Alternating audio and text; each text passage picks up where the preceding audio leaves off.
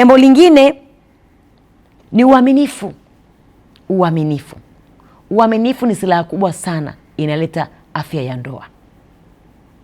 Lazima baba kuwa mwaminifu, mama kuwa mwaminifu.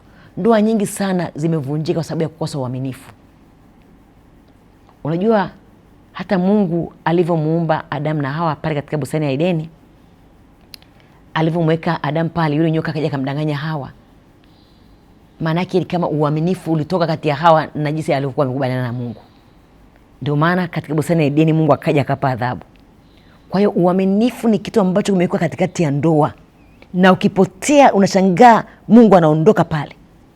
Unashangaa ndoa inaharibika kabisa, hata divorce inatokea. Kitu nini? Uaminifu. Neno uaminifu unaweza ukalisikia ukafikiri ni dogo sana, lakini ni kubwa sana. Uaminifu ni kile kilichomfanya Mungu akawaacha Adamu na Hawa pale. Akasema mbona mmefanya hivi? Walishindwa kuwa waaminifu kwa Mungu. Kwa hiyo wewe kwenye ndoa usipokuwa mwaminifu, unakiuka ile agano, ile namna ya Mungu alivyokuamini kwenye ile ndoa. Hapo ndio maana inaita mtafaruku mkubwa sana. Ukisikia sababu nyingi za ndoa kuachana siku hizi, utasikia uaminifu, kukosa uaminifu. Ili neno tujue tukaa tukaliangalia, tukalisoma, tukalistadi. Nini maana yake? Ni kwa sababu pale kwenye bustani ya Edeni wakina Hawa, Adamu alivyoacha kuwa mwaminifu kwa Mungu wake aliyemtuma akae katika bustani ya Edeni, aliacha ile, tayari pakatokea kitu kama gap. Kwa hiyo uaminifu ni jambo la msingi sana kwenye ndoa. Usichukulie poa kwenye swala la uaminifu. Hilo likaleta kreki kubwa sana kwenye ndoa, kwa sababu tu kukosa uaminifu. Kwa hiyo uaminifu ni jambo ambalo linaleta afya ya ndoa. Kwa ili ndoa iweze kuwa njema, lazima uaminifu utuliwe mkazo. Jambo lingine ni kujiheshimu. Tumesema ndoa ni taasisi ambayo ina heshima. Ndio maana tunasema kipindi hichi ni honored people. Ndoa inaheshimika. Kwa kila mmoja kwenye ndoa lazima ajiheshimu na aheshimu ndoa. Kuheshimu ndoa ni kukataa matakwa yako. Kuheshimu ndoa ni kuacha tabia zako ambazo ni mbovu, ukasema kwa sababu na ndoa kwa hili silifanyi. Wewe ukasema kwa sababu na ndoa kwa hili silifanyi. Kwa sababu tu na ndoa. Ndio kuheshimu ndoa. Baba ambaye una ndoa sema kwa sababu ya ndoa yangu hili silifanyi. Kwa sababu ya heshima ya ndoa yangu hili silifanyi. Huo ndio kuheshimu ndoa. Hiyo ni afya kubwa kwenye ndoa. Kwa sababu wakati mwingine kuna mwili unahemka, sema hapana, macho ya kuangalia, tamaa ya macho. Unasema pamoja tamaa ya macho, lakini kwa sababu na ndoa yangu sitafanya hili, japo macho yamempeleka huko. Hapana. Kwa lazima uadibishe mwili. Wewe baba, wewe mama, uadibishe mwili, useme kwa jambo hili hapana, kwa sababu ya ndoa yangu. Hapo ndio unasema unaheshimu ndoa. Heshima ya ndoa sio maneno, hapana, ni matendo. Wazungu wanasema you forgone. Unaacha hili kwa sababu tu ya ndoa, unalisahau hilo, unaliacha ili utende mema kwa ajili ya ndoa yako. Kwa hiyo mambo haya na mengine mengi yanaleta afya katika ndoa. Afya katika ndoa. Lakini pia wewe mwenye ndoa kuna mambo ambayo umepewa watoto pale. Na haya mambo yanaleta afya kwa ajili ya malezi na makuzi ya watoto. Baada ya kuwa na afya ya ndoa, sasa unaenda kuwa na afya ya kulea watoto wako na ile jamii uliyopata pale nyumbani. Jambo la kwanza ni muda. Lazima mama na baba muwe na muda na watoto wenu. Ni muda wa kukaa na watoto, kuwaelimisha kwenye elimu za makuzi, elimu ya malezi, elimu ya alivyokuwa, elimu ya viungo, elimu ya mahusiano. Tuwe na muda na watoto wetu jamani. Tutenge muda kwa ajili ya watoto. Hata kama mtoto ni mkubwa, tenga muda kwa sababu yake. Kuwa naye, muelimishe. Hayo yanaleta afya katika malezi ya watoto. Jambo lingine ni upendo. Watoto wetu wanahitaji upendo kwa sababu wanapitia changamoto mbalimbali. Unapomsogeza mtoto kwa upendo, atakuelezea jambo lake linalomsibu. Kwa kuwa na upendo, muda na upendo kwa mtoto wako, mwambie mwanangu, sogea hapa, nielezee jambo gani la kusibu. Mtoto atakwambia. utaweza kumsaidia, lakini usiwe mkali wa kupitiliza kwa mtoto au kwa kijana au kwa binti. Mvute kwa karibu ili akusimulie na wewe umsaidie. Hayo ni afya katika malezi na makuzi ya watoto wetu. Jambo lingine ni uvumilivu. Lazima kuvumilia. Kwenye malezi kuna mambo mengi. Kwenye malezi kuna makwazo mengi. Kwenye malezi kuna namna hata saa nyingine unakosa hata hela ya kuweza kumtunza mtoto au hata ada ya mtoto. Lazima kuwa na uvumilivu katikati ya wanandoa na watoto wao. Lakini pia we baba, we mama, jitahidi sana watoto wako wajue namna mnavyoenda. Kipato chenu kiko kikubwa, kimekuwa cha kati au cha chini. Itasaidia sana watoto kuweza kujitathmini na kujiweka kwenye position yao. Kuliko kuambia watoto una kipato kikubwa, lakini kama una kipato ataanza kudai kipato kikubwa hana. Kwa lazima kuwa mkweli kwenye kipato ambacho mnacho kama familia na kama kwa watoto wenu. Lakini kingine ufahamu. Lazima wewe mzazi jitafute ufahamu ili uweze kuwaelimisha watoto wako. Kwa sababu zama hizi za uovu, kuna teknolojia, kuna AI, kuna mitandao ya kijamii, kuna utandawazi. Lazima ujielimishe mzazi ili uweze kusaidia watoto wako kwa ajili ya malezi. Yaani uwe mbele. Kwa sababu sasa hivi watoto wanajua mambo mengi. Vijana wanajua mambo mengi, atakubishia hili na hili. Kwa lazima na wewe ujizatiti kwenye ufahamu wa Mungu kwanza. Umpende Mungu, ambaye Mungu nifundishe namna kulea watoto. Kwa sababu nasema neno Mungu nasema watoto wenu watalelewa na Mungu. Kwa hiyo mwambie Mungu nifundishe namna kulea watoto. Lakini pia ufahamu huu wa mambo ya duniani ujue, ili mtoto wako anapokuja anakuambia mama nataka kuzaa mtoto, sitaki kuoa au sitaki kuolewa, useme hii sio ile elimu nayojua. Mwambie mwanangu hapana, lazima uoe, lazima uolewe. Mimi nataka nipate mkwe, nataka nipate mpora au nataka nipate mwali. Mwambie, kwa sababu anakuletea ufahamu mwingine ambao wewe hukutaka.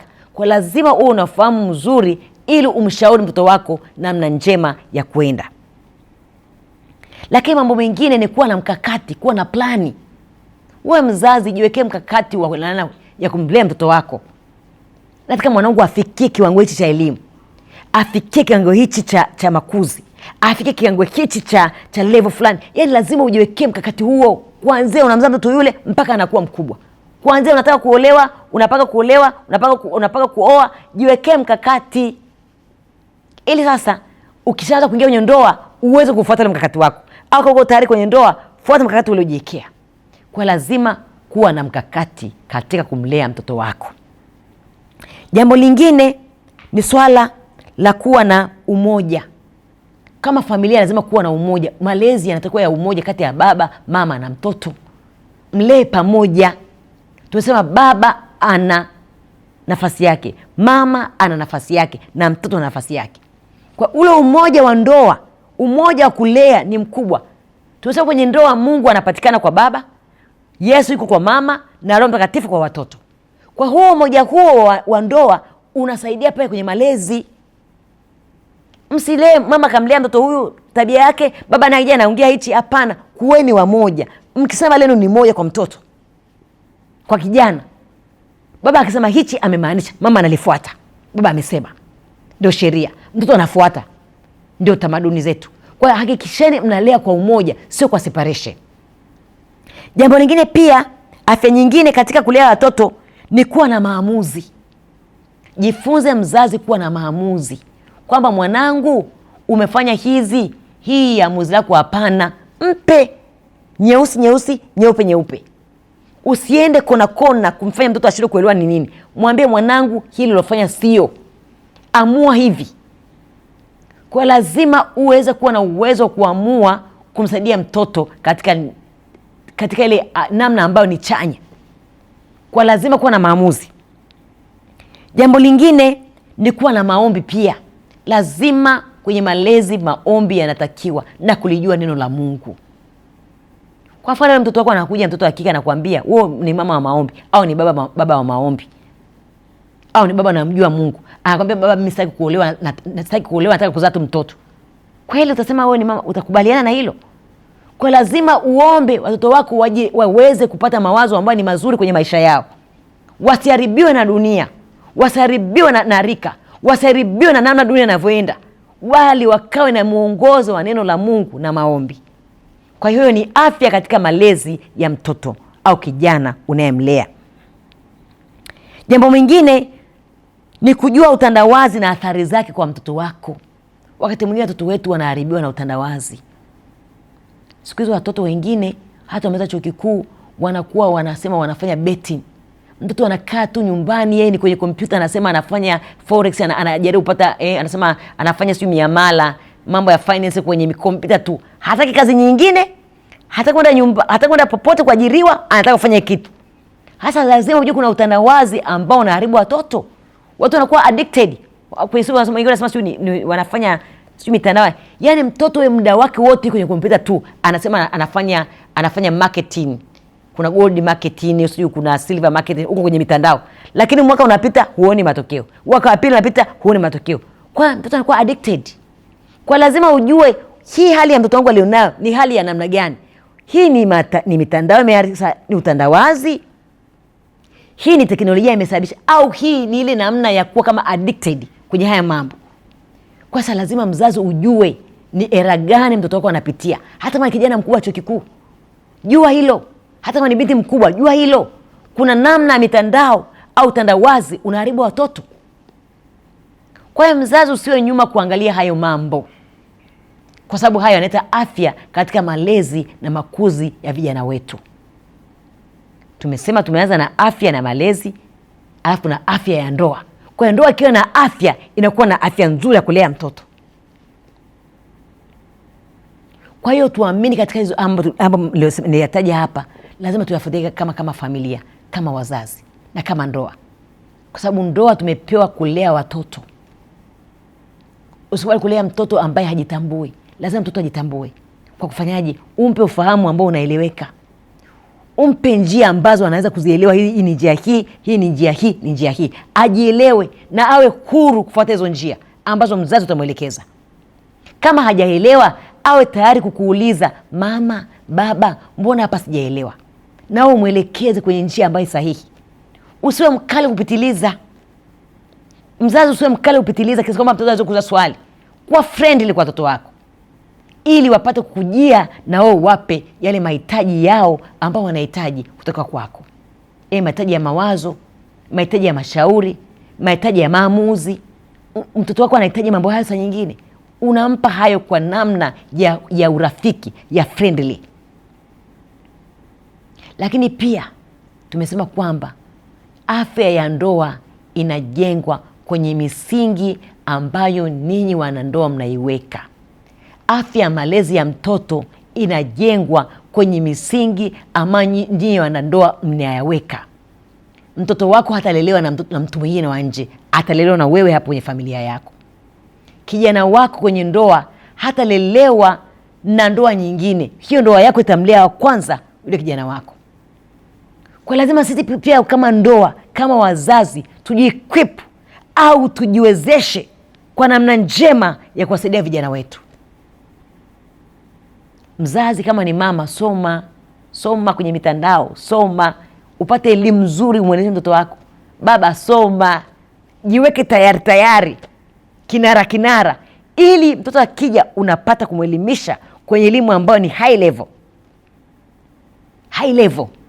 elimu ya Mungu, high level elimu ya dunia, high level elimu ya mahusiano, high level elimu ya namna yote ile ambayo mtoto anahitaji. Uwe mzazi, uwe nayo tayari, kwa sababu umewekwa kama mtendakazi pamoja na Mungu katika kulea hao watoto.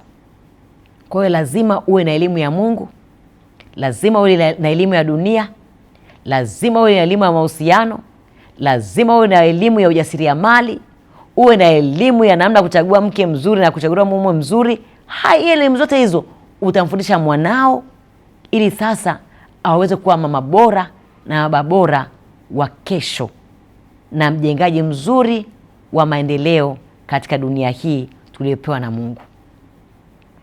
Na kuomba uendelee kufuatilia mitandao ya kijamii kwenye Facebook, kwenye YouTube, Instagram.